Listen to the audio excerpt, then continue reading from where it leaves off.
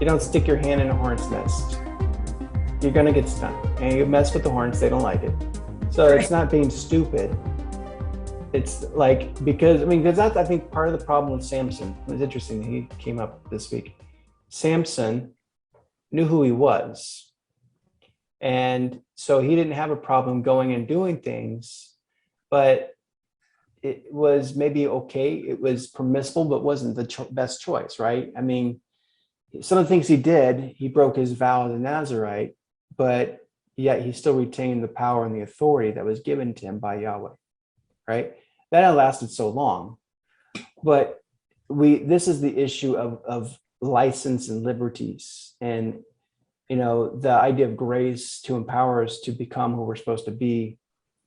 The following away that comes gradually is this idea, well, I know who I am, so I am going to be okay if I go do this, right? And yet there is still the principle of what's the motivation behind it. Samson, don't go marry a Philistine. There's some implications. Yeah, but I know who I am. I'll be fine, right? Yeah, but you took a vow and you said you wouldn't, and these are the things that don't do this. There's a reason why I don't want you to do this. Yeah, I know, but I'm going to do it anyways. Well, there's the consequences to that, right? So we aren't stupid. We don't just. This is going to be the other side of it, all right? This is going to be the other side of the sun's challenge. Right now, we're coming out of liberty. We're coming into liberty. All the things that said verboten in the church wineskin, you can't do this, or this, or enjoy this, or participate in that, right? They're verboten. And culturally been trained and generationally transferred over, right? And now we're like, oh my gosh, we're free from it. And we go and we're like, oh, let's go explore everything. Well, yes. But this is the other side of the challenge is don't get caught down the wrong roads. Don't be pulled into things. Just because you have the liberty to go there doesn't mean it's necessarily good and beneficial for you. And you can go explore and you can go express and you can engage with certain things, but remember who you are and this is the challenge then. And so as you're maturing, don't be stupid in your maturing process to try and say, well, because they're talking like I'm talking and I should be able to do everything they do. Yeah, this is why we have the plumb line of relationship. This is what, for me, for my journey, if it's fulfilling the relational dynamics that I'm trying to grow with my father, then great. If not, then it's not necessary. Is it bad? No, not necessarily, but it's not necessary for me.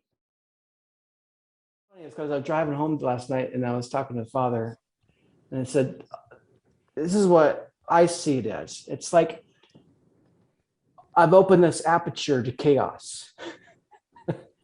Right? This aperture that I control, I can open and close it. This is the way I think. This is the way of my personality. I open an aperture so wide and I let in the chaos. All the questions, all the chaos that comes from all this new stuff that I'm to my system of order, right? I'm letting in the chaos to the system of order that's in me because I want to expand my system. So I onboard all this chaos, but then I reach this point where I'm like overloaded with chaos. There's an unbalance in chaos, questions, unanswered questions, new ideas and paradigms that don't fit into my current system grid. And so I shut that aperture down and I take it all to my father and I sit with him and we go through piece by piece and we file it either into, I don't know what the heck this is, but we're going to put over here. Or, oh, this fits into this port here. And we begin to process and assimilate the new chaos until it becomes order. And my system stretches and grows until the point where the equilibrium of chaos and order begins to balance out. And then there's more order. And then I feel comfortable to go back and open the aperture again and let in more chaos. And this is how I'm growing and evolving my system and my belief system with my father. Is I'm allowing the chaos in to the degree that it's not affecting my relationship. Then I'll shut it down when it does, and I'll turn it to my father and we process through it. And it's been going through this cycle, going back around again, opening, closing, you know, and as the equilibrium shifts back and forth, and I'm being able to onboard stuff that I wasn't able to onboard in the old paradigm, the old wineskin of, we shut that paradigm. It's just these doctrines. We haven't opened this aperture for eons because it's just scary out there. You're safe in your little confined system of doctrines and theology. Okay. And as a child, that's necessary, really, honestly, for a child who it needs the governance of a parent, that they need that small aperture. They need it closed so that the parents can teach them how to manage the aperture, right? And most people that don't have good parenting skills screw up that ability, that training, so that kids grow up with the immature understanding of how to manage that aperture of chaos to their system. And if they're rebellious, they just full on open that thing and then they break it open. So it never closes, right?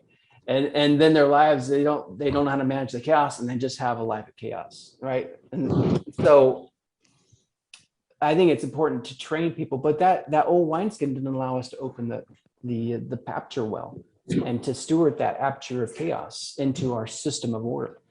And so all of this new stuff coming on board is exciting, but my aperture is managed by my relationship and where I'm at with my father. And I had a question to my father recently. I asked him, you know, I'm like, man, dude, I feel like I've just gone on the deep end. Am I on the fringe? I'm like, I'm on the fringe, but did I cross over the deep side? And he just laughed at me, said, you haven't even left the kiddie pool yet. And I'm like, oh crap.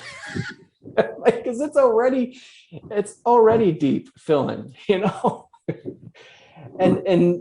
But we laughed, but for me, it was a sobering moment of saying, if any time ever it was necessary to be connected in relationship with my father, it's now. Because the level of chaos that we want to walk into and bring order to is so much greater than we realize. And so I am desperate to maintain a close, intimate, daily, minute by minute relationship with my father with everything that we're walking through.